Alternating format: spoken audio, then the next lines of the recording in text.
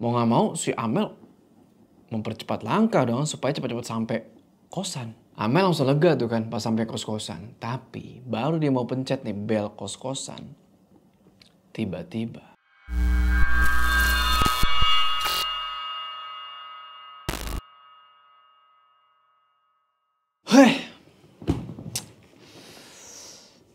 Selamat datang.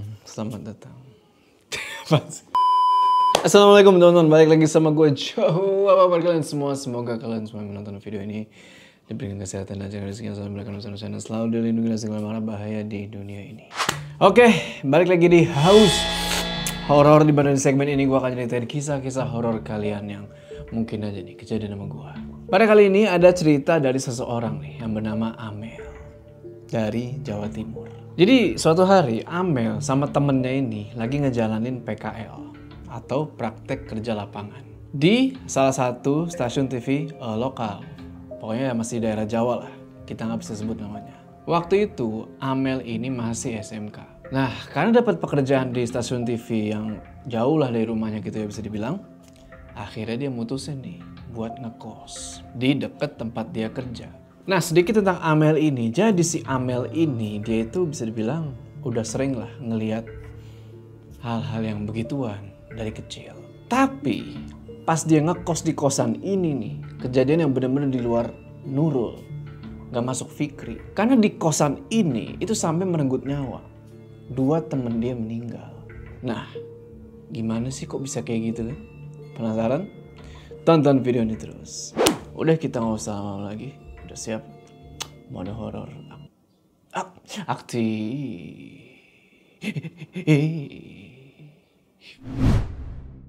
Kejadian ini berawal di tahun 2017. Amel sama salah satu temennya nih namanya Mareta. Seperti yang gue bilang tadi kan, mereka ini nyari kosan. Dan mereka dapat kosannya ini gak jauh dari tempat magang mereka. Ya kurang lebih sekitar 3 menitan lah jalan kaki. Sayangnya kamar kosan mereka berdua ini sejak pertama kali dateng nih udah kayak ngasih kesan-kesan horor gitu. Amel ini dapat kamar kos jauh tuh di belakang. Jadi bisa dibilang paling pojok lah. Dan itu sebelahan sama kamar ibu kos yang agak kumuh dan gak terawat. Nah, persis di sebelah kamar Amel sama Mareta ini ada satu lemari jati 2 pintu. Di lemari itu ada kacanya. Bentuknya oval, cuma udah agak burem, gak bening lagi. Dan di ujung lorong itu ada lagi satu cermin gede. Ada ukiran kayunya. Dan itu ngadep ke arah jalan keluar. Jadi mereka ini kalau mau masuk kamar, otomatis bakal ngelewatin 2 cermin itu tuh. Nah, singkat cerita, hari pertama ngekos, si Mareta ini dapet shift pagi. Dan Amel shift siang. Shift pagi itu mulai dari jam 9 sampai jam 4 sore. Sedangkan shift siang itu mulai dari jam 3 sore sampai jam 10 malam. Awalnya nggak ada apa-apa tuh. Nah, kejadian pertama itu dimulai di jam 7 malam. Habis azan isya. Si Amel kan lagi di kantor nih kan.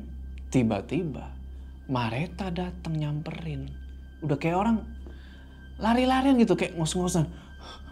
Dan dia gemeteran parah di situ. Bingung lah Amel kan. Dia nanya, "Ngapain kamu lari-lari, Tak? Kayak habis ketemu setan aja." "Emang aku lihat kuntilanak di kamar mandi." Amel sebenarnya udah paham soal itu. Dia tenang aja gitu kan. Terus dia bilang, "Alah, kowe itu cuma halusinasi. Mungkin karena kecapean. Kalaupun ada, mungkin cuma mau kenalan aja. Yang penting jangan diusik." si Amel ini berusaha buat nenangin Mareta. Tapi setelah kejadian ini si Mareta ini minta tukeran shift sama si Amel. Nah, setelah kejadian ini si Mareta ini minta tukeran shift sama si Amel. Kata dia mendingan pulang malam sekalian daripada mesti malam-malam tuh sendirian.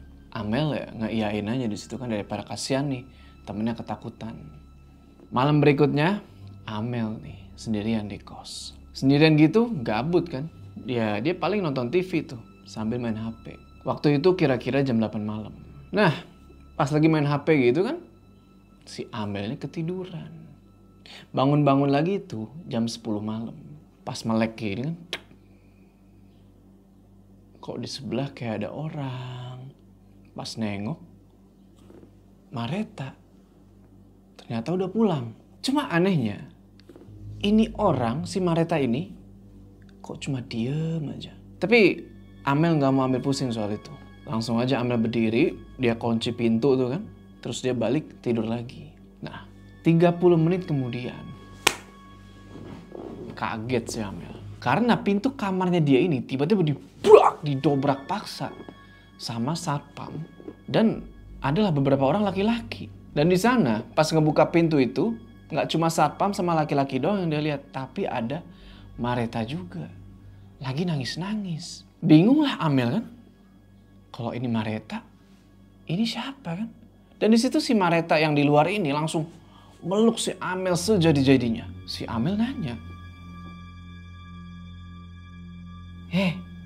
kowe kenapa tak? Sejak kapan di luar? Kenapa pintu dirusak gini? Aku yang harus tanya. Kenapa pintunya kamu kunci dari dalam? Aku kan belum pulang. Apalagi pas aku ketuk-ketuk, mulutmu teriak ngerintih, kayak kesakitan. Aku ini khawatir sama kamu, Mel. Yowes. Gak usah dipikirin. Aku gak apa-apa kok. Sekarang, ayo cari cara. Gimana biar kita tidur pintunya gak kebuka gini? Kenapa? Kamu takut sama setan? Kelakuan udah kayak setan, kok takut sama setan? Kita ini perempuan. Kowe lupa kalau ini kos campur. akhirnya karena bingung kan mau nutup pintu itu pakai apa, udah didobrak, itu satpam juga nggak tanggung jawab kan. Akhirnya mereka berdua ini numpang tidur tuh di kamarnya ibu kos.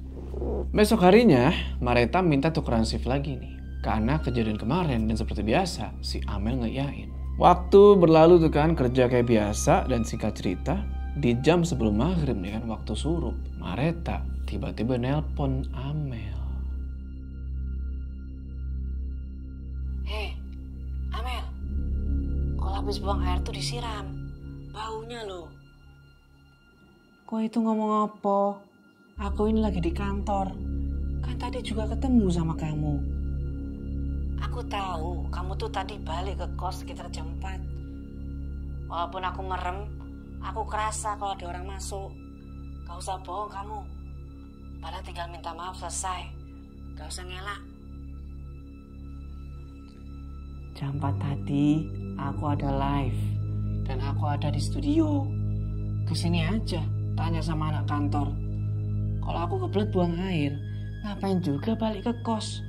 Bikin capek kaki aja. Toh di kantor kan ada kamar mandi. Gak lama dari telepon itu, ternyata si Mareta ini nyusul ke kantor dan nunggu di situ sampai si Amel pulang. Sekitar jam 10 malam mereka berdua pulang tuh jalan kaki. Jalan tuh kan ke kosan, ngelewatin kampung yang udah sepi. Nah, setibanya di gerbang kos-kosan, Amel tuh kayak kaget gitu loh. Karena di atas pagar kos-kosan dia itu udah ada 3 sosok kuntilanak. Bajunya merah, kuning, putih. Lagi pada duduk. Gue gak tahu ini kayak lampu merah apa-apa, gue gak ngerti. Emang gitu ya, Amel tuh emang beberapa kali sering gitu ngeliat kuntilanak ya. Tapi setahu dia, kuntilanak itu putih bajunya. Kok ini ada yang kuning sama putih, merah. Yang Amel tahu, yang biasanya jahil itu yang baju putih. Dan setahu gue yang tahu ini merah doang nih. Kalau yang merah itu setahu gue dia agresif. Dan ini makhluk baunya nggak enak cuy. Dan setahu Amel, kalau kita nyium bau nggak enak dari makhluk-makhluk ini, itu artinya ini makhluk nyimpen amarah atau dendam. Dan baunya itu keluar persis dari yang warnanya merah. Baunya tuh kayak bangke dimasukin ke tai nih. Nah, udah lu bayangin tuh baunya gimana. Si kunti merah itu sama kayak kunti warna lainnya, cuma bedanya itu mukanya. Mukanya itu ya pokoknya gak enak dilihat lah ya. Mending lu lihat muka siapa kayak gitu. Ini mukanya hancur coy. Matanya keluar. Dan bibirnya itu senyum lebar banget sampai sini nih. Ya udah kan. Mereka coba cuekin tuh 3 kuntilanak. Dan mereka berdua pergi nih ke kamar. Untungnya itu pintu kamar udah dibenerin. Dan ya harusnya sih mereka berdua ini bisa tidur normal. Tapi ternyata gara-gara ngelihat 3 makhluk tadi, mereka berdua susah buat tidur. Yang di pikiran mereka tuh pengennya pergi aja dari kosan itu. Tapi malam-malam gitu mau kemana? Malam itu Amel lagi dengerin headset ya kan, dengerin lagu, berusaha buat tidur. Dan Mareta nggak tahu gimana caranya dia bisa tidur pules. Nah, awalnya nggak ada apa-apa tuh, dengerin lagu kayak biasa sampai kira-kira jam 12 malam. Kedengaran suara nih. Kayak pagar dibuka. Kayak ada yang masuk. Tapi langkah kakinya itu bukan kayak langkah kaki orang normal. Langkah kakinya itu kayak diseret. Seret, seret. Dan ini langkah kaki yang diseret itu ngarah ke kamarnya si Amel. Terus tuh kan si Amel dengerin dari dalam. Set, set. Dan itu langkah kaki. Dek, berhenti tepat di depan kamar. Oh ya, di jam segitu si Amel udah gak dengerin lagu lagi. Jadinya dia bisa denger itu langkah kaki. Nah, sampai di depan pintu itu sosok. Kayak lagi ngobrol gitu, kayak cuma gak tahu sama siapa. Selesai ngobrol-ngobrol gitu, ini makhluk dia balik lagi tuh ke arah kiri. Kedengeran lagi tuh kan jalan, set, set. Sampai tiba-tiba dia berhenti lagi dan kedengeran suara. Awalnya suara itu nggak Amel gubris lah, dia cuekin aja tuh kan. Tapi tiba-tiba kedengeran suara cewek nangis nih. Amel langsung pasang lagi tuh kan, dek, dia kencengin volume itu. Set. Tapi anehnya, semakin kenceng ini volume musik, kok suara nangisnya itu makin kedengeran. Karena makin kedengeran dia buka lah itu kan, tek, dia buka itu headset. Dan nggak cuma suara tangisan itu doang sekarang. Sekarang dia ngerasa ada yang janggal lagi nih. Ada suara hembusan nafas gitu kayak. Tapi dari atas kepala dia. Jadi kan dia posisi tiduran nih kan. Tiduran gitu kan. Pas dia lihat ke langit-langit gitu kan. Set. Lu mau tau ada apa di situ? Yang di pagar waktu itu. Si kuntilanak merah. Lagi begini tiba-tiba dia sambil teriak, Galio, iki omaku. Pingsan di situ Amel. Bangun-bangun si Amel ini udah ada di puskesmas. Pas bangun gitu, tiba-tiba udah ada ayah sama ibunya si Amel. Dan di situ Amel langsung bilang ke orang tuanya kan kalau dia mau pindah dari kosan itu karena udah nggak bener. Pokoknya pindah lah kemana aja lah. Ya udah kan. Alhamdulillahnya singkat cerita, si Amel ini dapet nih kosan baru. Gak jauh dari tempat kosan yang lama. Tapi yang menjadi pertanyaan, apakah kosan ini akan lebih aman atau malah lebih parah? Nah, si Amel sama Mareta, ya Mareta ikut pindah juga. Mereka berdua ini pindah ke kos-kosan yang cuma ada 1 kamar. Dan kos-kosan ini kegabung sama satu pabrik bandeng lah gitu. Mereka ngekos di lantai 2 nih. Dan di dalam kamar itu ada 2 ranjang king size ukurannya sama 2 ranjang susun. Kamar ini bisa dibilang nggak terlalu luas juga sih. Cuma kesisa jarak sekitar 2 ubin lah antara kasur sama tembok tuh. Dan di situ juga ada jendela yang ditutup pakai gorden warna hijau. Nah, di sebelah kiri kamar itu ada tangga muter gitu ya, tangga spiral. Nah, itu buat akses keluar masuk kos. Terus di depan kamar itu juga ada gantungan dari kawat buat ngejemur. Kalau kita baru masuk ke kamarnya mereka ini, misalnya buka pintu gitu ya, buka pintu, nah kita langsung ngeliat kasurnya si Amel nih sama Mareta yang king size itu. Terus di sebelahnya itu ada kasur lain yang ditempatin sama penghuni lain juga. Ada 3 penghuni lain nih, jadi satu kamar itu isinya 5 orang. Ada sebut aja lah Mbak Nurul, Mbak Nafa, sama Mbak Eli.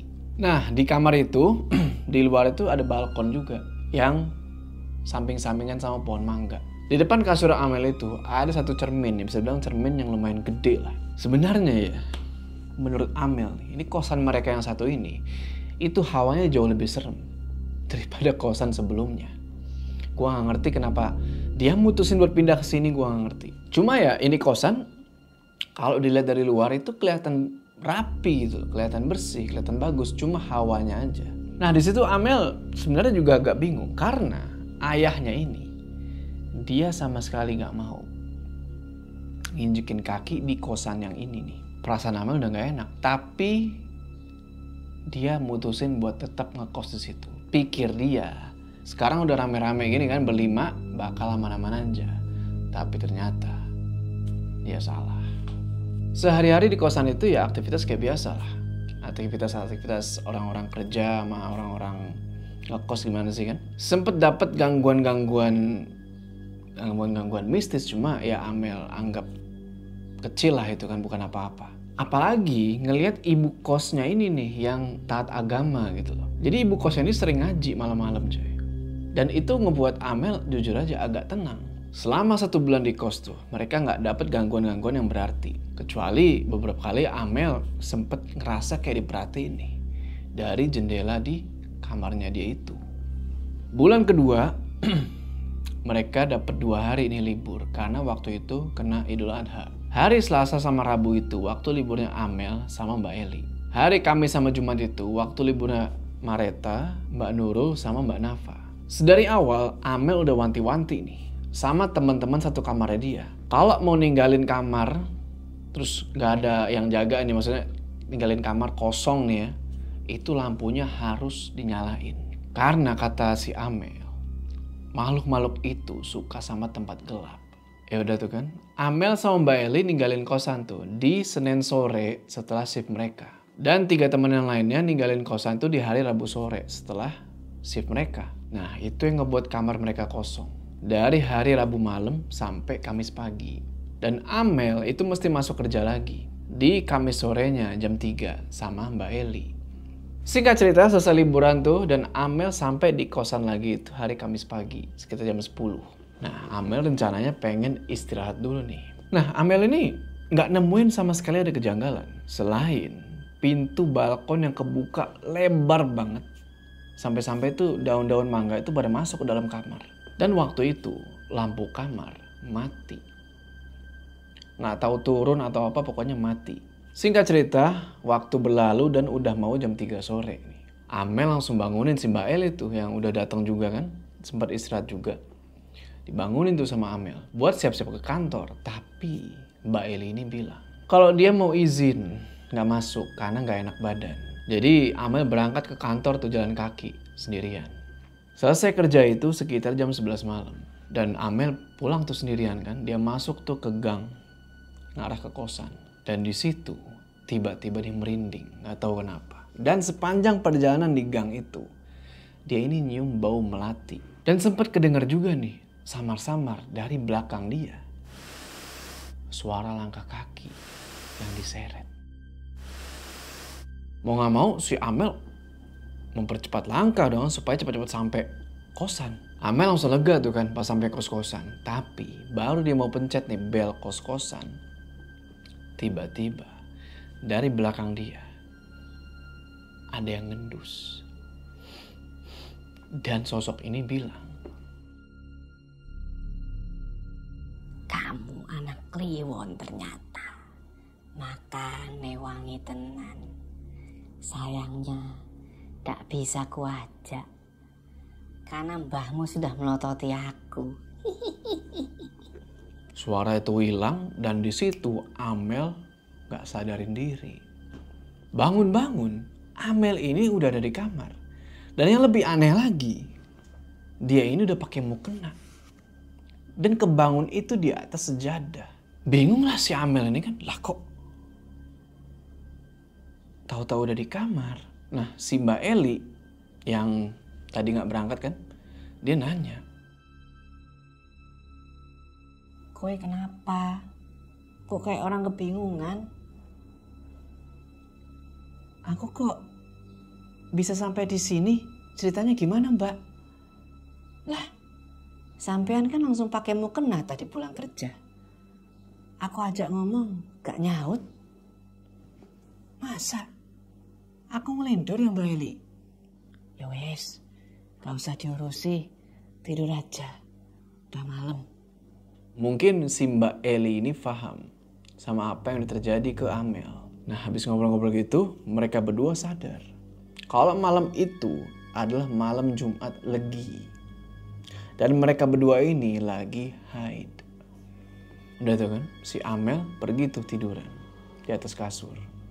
Nah, beberapa waktu kemudian, Amel yang lagi tiduran itu, dia ngelirik nih ke arah Mbak Eli kan. Oh, ternyata si Mbak Eli udah pules tidur. Ya udah kan, habis itu si Amel ini video callan nih sama cowoknya. Nah, sebut aja cowoknya namanya Ari. Video callan tuh kan, tuh cek. Baru mulai nih, si Ari bilang, kok kamar kamu rame banget? Amel jawab lah kan. Hah? Rumah kamu kali yang rame. Aku cuma berdua sama Mbak Eli kok. Orangnya juga udah tidur. Bercandanya ora lucu. Rame banget itu, banyak yang ngomong pakai bahasa Bojonegoroan lah. Medok banget sambil ketawa-ketawa. Yo, kan emang aku satu kos sama orang sana. Tapi aku cuma berdua, Ri. Nih, lihat nih, Ri. Amel yang emosi gitu kan, dia lihat nih, diarahin ke Mbak Eli lagi tidur. Dan di situ si Ari langsung matiin teleponnya, nggak tahu apa yang dia lihat. Nah, setelah video call itu mati, nggak lama, tiba-tiba Mbak Eli lompat ke kasur Amel, terus megang si Amel ini sambil nanya. Koe, tadi lihat aku ngapain, Mel? Tidur, Mbak. Nyenyak banget. Kamu tahu, aku dipeluk makhluk hitam berbulu, Mel. Kok aku nggak ngelihat, Mbak?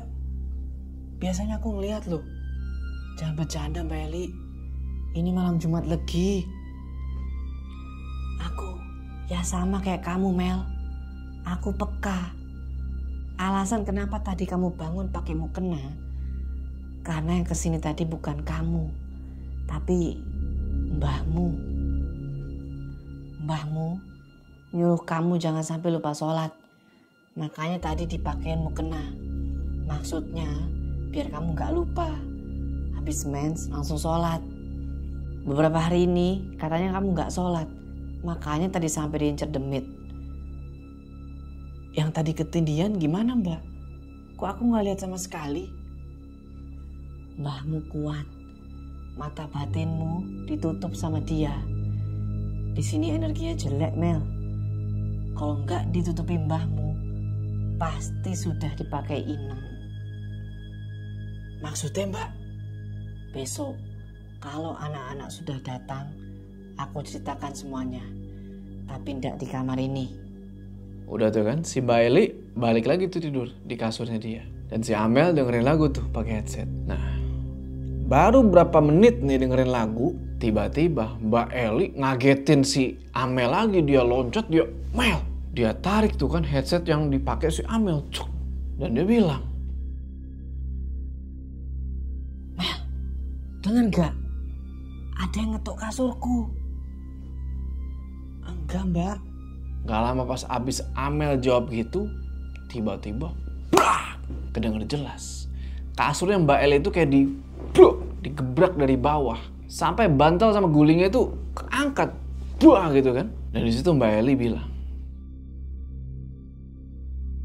aku kayaknya tahu kenapa kita nggak bisa lihat, Mel. Kenapa, Mbak?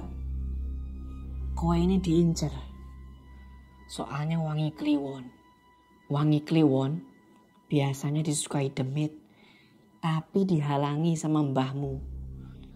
Aku juga kliwon, Mel. Tapi ada perawangan bapakku. Dia marah karena kita bawa makhluk asing yang lebih kuat. Aneh. Harusnya kalau kalah kuat ya ndak berani. Ini kok malah nantang. Ada yang kliwon lagi kah selain kita berdua? Aku ndak tahu, Mbak. Besok aja ditanyakan ke anak-anak. hari itu, atau lebih tepatnya malam itu, malam Jumat Kamis Legi, akhirnya Amel sama Mbak Eli tidur sebelah-sebelahan nih, satu kasur. Dengan posisi lampu nyala. Nah, sekitar jam 1 malam nih, si Amel kebangun lagi. Karena dia ngedenger ada suara gaduh dari area tangga spiral itu. Kayak ada yang lari, bolak-balik turun tangga. Amel sebenarnya pengen ngecek ini kan. Hatinya dia pengen ngecek ini tangga, tapi dia tahu kalau ini bukan manusia nih. Karena tangga di tempat kosannya Amel itu nggak sesuai standar tangga pada umumnya lah. Dan ya tangga itu agak curam ya gitu. Dan lebar itu pas banget badan orang dewasa. Satu badan orang dewasa. Ditambah ini tangga bener-bener kayak apa ya, ekstrim lah gitu ya. Nggak ada pegangannya. Lu slip, dead. Dan itu yang ngebuat Amel jadi makin yakin kalau yang dari tadi bolak-balik ini bukan orang. Nah, beberapa saat kemudian suara itu mulai hilang tuh. Tapi sekarang kecium bau. Bau singkong bakar. Yang nyengat banget dari arah tangga itu. Setahu gue ya. Ini setahu gue nih. Kalau bau singkong bakar atau kabel kebakar gitu ya, itu tandanya ada genderuwo. Setahu gue. Bener aja kan? Tepat di balik jendela kamar itu yang ada gorden hijau, tiba-tiba gordennya itu kesingkap sendiri. Set. Dan di situ dia ngeliat ada sosok tinggi, gede, berbulu, warnanya hitam, matanya merah. Lagi ngeliatin Amel sama Mbak Eli yang lagi tidur tuh dari luar jendela. Sontak Amel pengen nutup itu gorden kan, baru pengen bangun terus gini, tiba-tiba ditahan dia sama Mbak Eli. Mbak Eli bilang, jangan bangun, biarin aja. Zikir Mel. Amel ngangguk tuh kan, dia merem itu sambil zikir dalam hati, zikir. Dan pas dia melek lagi, itu gorden udah nutup lagi. Dan sosok itu hilang. Besok harinya temennya Amel ini sampai di kosan. Nah, Amel sama Mbak Eli jelasin lah tuh apa yang udah terjadi semalam. Ditanyain tuh kan, ada nggak yang lahir di malam Kliwon selain mereka berdua. Dan ternyata Mbak Nafa sama Mbak Nurul itu juga lahir di hari Kliwon. Cuma karena mereka berdua ini, si Mbak Nafa sama Mbak Nurul ini basicnya itu anak pesantren. Mereka ini nggak terlalu khawatir karena mereka yakin kalau mereka bisa jaga diri. Nah, setelah teman-teman sekamarnya Amel ini udah pada pulang, Mbak Eli pamit nih. Pamit pengen pulang ke Probolinggo. Katanya mau ngambil titipan bapaknya. Yang ternyata bapaknya ini ngasih sekantong garam kasar. Dan beliau bilang kalau garam kasar ini mesti ditaburin di sudut-sudut kamar itu. Dan bapaknya si Mbak El ini bilang lagi kalau walaupun makhluk-makhluk itu nggak bisa hilang setelah ditaburin garam itu, tapi setidaknya garam ini bisa ngehalau mereka dan mencegah mereka buat nampakin diri di dalam kamar. Dan buat tambahan, beliau juga bilang kalau garam kasar ini mesti dicampurin ke dalam bak mandi. Jadi mereka kalau mandi tuh pakai air garam itu. Karena katanya air garam itu, khususnya garam kasar itu ya, katanya itu bisa menetralkan hal-hal gaib. Ya udah kan, singkat cerita, setelah garam itu dipakai, gangguannya berkurang nih. Cuma suara lari-larian di tangga itu masih tetap ada. Dan sekarang ditambah suara loncat-loncat dari arah balkon yang samping pohon mangga. Dan juga ada suara kaca nih yang diketok-ketok hampir setiap malam. Dan gangguan-gangguan ini selalu mereka dapetin di waktu-waktu yang sama. Yaitu di jam 10 malam atau enggak jam 11 malam sampai azan subuh. Sebulan kemudian disinilah gangguannya makin-makin. Jadi waktu itu mereka berlima dapat hari libur yang sama nih. Karena waktu itu kantor bakal ada acara pindahan lah ke tempat yang baru. Nah, jadi mereka berlima ini waktu itu lagi ngobrol-ngobrol nih di balkon. Sore-sore lah mau maghrib. Selesai ngobrol-ngobrol gitu, kedengeran azan maghrib, mereka berlima masuk nih. Dan ngunci itu pintu balkon. Amel sama Mareta baru sadar kalau dari tadi pas ngobrol-ngobrol gini, si Mbak Nurul yang biasanya itu ngomongnya banyak gitu ya, cerewet gitu ya. Dari tadi sepanjang ngobrol si Mbak Nurul ini cuma merhatiin gini nih. Sambil senyum. Senyum itu aneh. Baru pertama kali Amel lihat dan bener aja. Ternyata Mbak Nurul ini kesurupan. Pas yang lain lagi pada sholat jamaah, si Mbak Nurul ini cuma meringkuk aja di atas kasur sambil bilang, aduh dingin. Posisinya dia emang lagi gak sholat karena lagi haid. Nah, Mbak Eli sama Amel nyadar kan kalau ini gak bener nih. Akhirnya dia minta si Mbak Nafa sama Mareta buat ngebacain tahlil tuh. Dan pas mereka lagi baca tahlil itu kan, la ilaha illallah, la ilaha illallah, la ilaha illallah. Si Mbak Nurul ini tiba-tiba bangun. Dia jongkok di atas ranjang gini. Terus teriak-teriak. Mulutnya kebuka gitu dia. Kayak gini. Pokoknya freak lah pokoknya. Semakin mereka baca itu bacaan keras la ilaha illallah, semakin menjadi-jadi ini Mbak Nurul. Mbak Nurul terus dalam posisi kayak gitu kan, jongkok sambil gitu-gitu, tapi yang lainnya terus bacain la ilaha illallah, la ilaha illallah, sampai akhirnya Mbak Nurul ini sadar. Mbak Eli terus langsung campurin tuh garam kasar dari bapaknya itu ke dalam air, aduk dan dikasih nih ke si Mbak Nurul, suruh minum. Pas diminum, alhamdulillah tuh udah sadar sepenuhnya. Udah tuh, habis sholat itu, habis tenangin si Mbak Nurul yang kesurupan ini, mereka semua istirahat. Nah, sekitar jam 12 malam, pas Amel lagi enak-enak tidur nih kan, tiba-tiba kebangunlah dia langsung.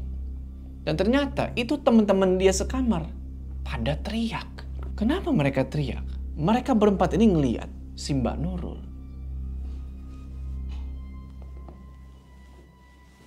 melayang. Mereka semua ini gak ada yang berani bertindak.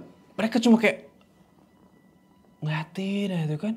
Dan ini Mbak Nurul melayang, brak, nabrak pintu, terus duk, ngeletak di lantai. Dan pas di lantai itu, kepalanya Mbak Nurul ini udah ngucurin darah. Dan yang Amel sama lainnya baru sadar, di pintu kayu yang tadi Mbak Nurul brak itu, ternyata ada pakunya. Dan kenapa kepalanya Mbak Nurul itu berdarah? Karena kepalanya dia itu ngehantem paku itu. Dan disitu Mbak Nurul gak sadarin diri. Langsung aja mereka semua lari tuh ke bawah minta pertolongan. Dan langsung ngebawa Mbak Nurul ini ke rumah sakit. Tapi sampai di rumah sakit, nyawanya si Mbak Nurul ini udah gak ketolong lagi. Singkat cerita, ya semuanya sedih lah kan. Karena Mbak Nurul ini pergi dengan cara kayak gitu. Tapi setelah meninggalnya Mbak Nurul ini gak ada teror apa-apa lagi tuh. Sampai 7 hari kemudian, Amel gak sengaja nih ngeliat si ibu kos jalan, tapi kepalanya itu diperban. Amel tanya dong, "Bu, kepalanya kenapa?" Si ibu kos ini jawab, tapi jawabannya tuh kayak jutek gitu. "Petok meja." Ya udah kan pikir Amel, oh kepentok meja. Ya udahlah, dia nggak pikir panjang lah soal itu. Malam itu masih gak ada gangguan tuh, sampai besoknya. Mereka semua yang ada di kamar itu, dan gue masih gak paham ya kenapa mereka masih tinggal di situ, gue gak paham. Ya, mereka bangun tuh karena gak dengar suara jeritan warga. Mereka bangun kan, terus mata masih loading itu kan. Ternyata ya di kamar itu cuma ada 3 orang. Amel, Mareta, sama Mbak Eli. Mbak Nafa gak ada. Nah, anaknya si ibu kos, kita sebut aja namanya Mas Irwan gitu ya, lari tuh nyamperin mereka. Mukanya tuh kelihatan panik, kayak ketakutan gitu lah. Dia bilang nih ke Amel sama yang lainnya,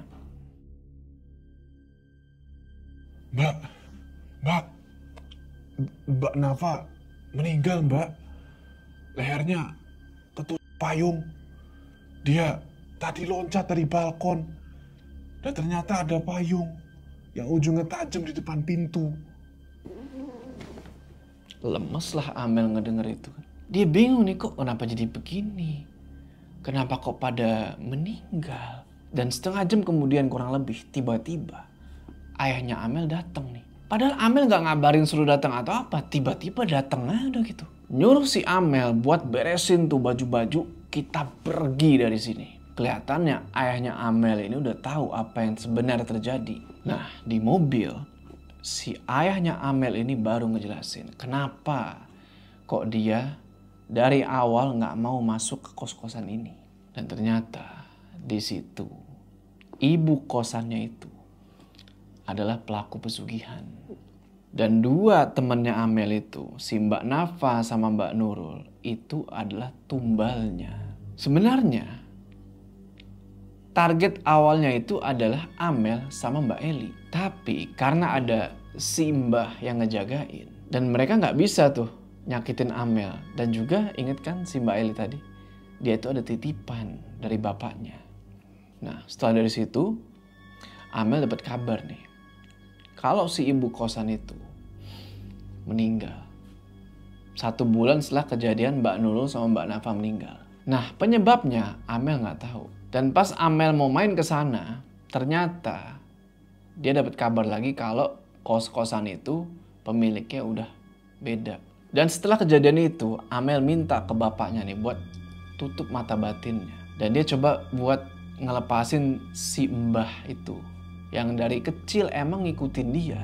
Awalnya bokapnya nolak nih kan. Tapi karena si Amel ini maksa, akhirnya ditutup lah nih mata batinnya. Gua gak tahu gimana caranya. Cuma setelah ditutup mata batinnya sama bapaknya itu, si Amel ini bukannya jadi kayak orang normal. Dia malah jadi sering pingsan dan kesurupan.